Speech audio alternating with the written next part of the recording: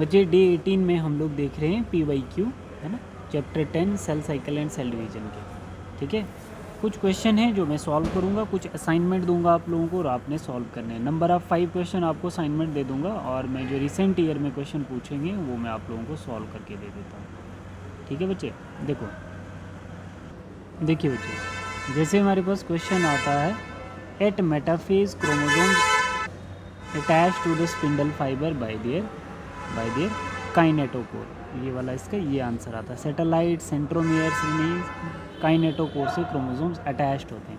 ये जैसे सेंट्रोमियर आ गए ना बच्चे, इसके ये क्रोमोसोम्स आ गए, ठीक है, जिसको हम क्रोमेटिड कहते हैं। तो इसके बाहर एक प्लेट होती है ये वाली, ऐसे करके एक सर्कल होता है जिसको हम लोग क्या बोलते हैं, काइनेटोकोर। तो क्रोमोसोम्स जो होते हैं वो काइनेटोकोर के साथ अटैच होते हैं, न कि सेंट्रोमियर के साथ होते हैं। At metaphase chromosomes are attach to the spindle fibre by their, metaphase के केस में किसके साथ अटैच होंगे, काइनेटोकोर के साथ। ठीक है, एक ये जैसे बोल रहा है, meiosis is not having the one of the character out of 4 given below. देखो मियोसिस का करेक्टर देखना है कौन सा नहीं है, तो आप लोग देखना बच्चे, having the character out of 4 given below, meiosis वाला। It involve 2 stages of DNA replications, one before meiosis 1 and other before meiosis 2। ये कुछ समझ में नहीं आया मुझे, ठीक है, ये मेरे को समझ में नहीं आया, इसको थोड़ा होल्ड करके रखिए। It involves recombination in crossing over, yes, कौन सी कंडीशन में, पैचिटीन वाली स्टेज में। तो इसको आप गलत कर ही नहीं सकते। उसने क्या बोला है, meiosis is not having one of the character out of 4, जो मियोसिस का नहीं है करेक्टर। तो ये है sister chromatid separate during NF2, yes, ये मियोसिस 2 का करेक्टर है। ठीक है, nuclear membrane disappear during prophase, yes बिल्कुल, ये भी मियोसिस 1 का करेक्टर है। ठीक है, अब हम लोग यहाँ पे क्या बात कर रहे थे कि ये वाला जो है ये गलत है, जो मियोसिस 1 से बिलोंग नहीं करता। It involves 2 stages of DNA replication, DNA replication जो होती है वो S फेज में होती है, 2 स्टेजेस आपको नहीं देखने को मिलेंगे। ठीक है बच्चे, ये जैसे क्वेश्चन हो गया हमारा। नेक्स्ट क्वेश्चन आपके पास क्या आ सकता है, ये कहते हैं 2012 में क्वेश्चन पूछा गया था। क्वेश्चन क्या है, during the gamete formation the enzyme recombinase participate during prophase 1। ये पॉइंट भी याद रखना, ये बाकी इसके गलत है। ठीक है, प्रोफेज 1 में एक क्वेश्चन था, जैसे आप लोगों को असाइनमेंट मैंने दिया है, मैंने एक साइड क्वेश्चन किए, कौन से क्वेश्चन किए, मैंने 6, 7, 8 किया है, आप लोगों ने 1 to 5 करना है। एक और क्वेश्चन था आपका, देखना, मैं कल ही आपको बोल रहा था कि 2019 में क्वेश्चन पूछा गया है, the correct sequence of phases of cell cycle, है ना। तो बच्चे इसको गलत करके आते हैं।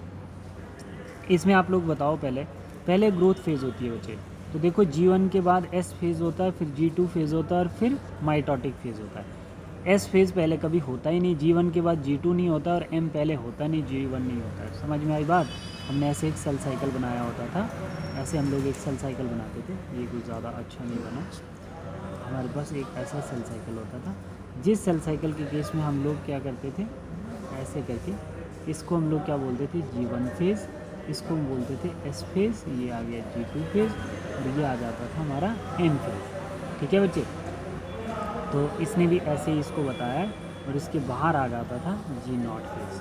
ठीक है बेटा, तो ये हमारे सेल साइकिल का सीक्वेंस है, 2019 में पूछा गया था, आपको थोड़ा सा याद रखना है बच्चे। सेल इन G0 फेज़ तो बता रहा है कि किसके एग्जिट के बाहर है ना बच्चे, इसका आंसर भी आपको करना है। ठीक है, cell in G0 phase, exit the cell cycle, enter the cell cycle, enter तो हो नहीं सकता है, suspend the cell cycle, terminate the cell cycle.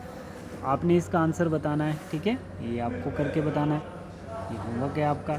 दूसरा, the stage during which separation paired homologous chromosomes. तो बच्चे हम लोगों ने मियोसिस 1 के प्रोफेज़ 1 की लॉन्गेस्ट फेज़ के अंदर कुछ चीज़ें देखी थी, जहाँ पर हम लोग क्या बोलते थे, pair of homologous chromosomes present होते हैं। तो कौन सी स्टेज में होते हैं, जाइगोटीन, डिप्लोटीन, आपका आ जाता है डाइकाइनेसिस या पैचिटीन। तो मोस्ट प्रोबेबली इन दोनों को मैं हटा देता हूँ। ठीक है, आपको और इजी हो जाएगा, इन दोनों में से आंसर है। तो देखो कितने बच्चे करेक्ट कर पाते हैं इसको, ये डबल डिप वाली कंडीशन आ गई आपके लिए, तो ये 2 में से आंसर है इसका। ठीक है बच्चे, तो ऐसे क्वेश्चन आप लोग खुद सॉल्व करें बेटा। ठीक है, थैंक यू।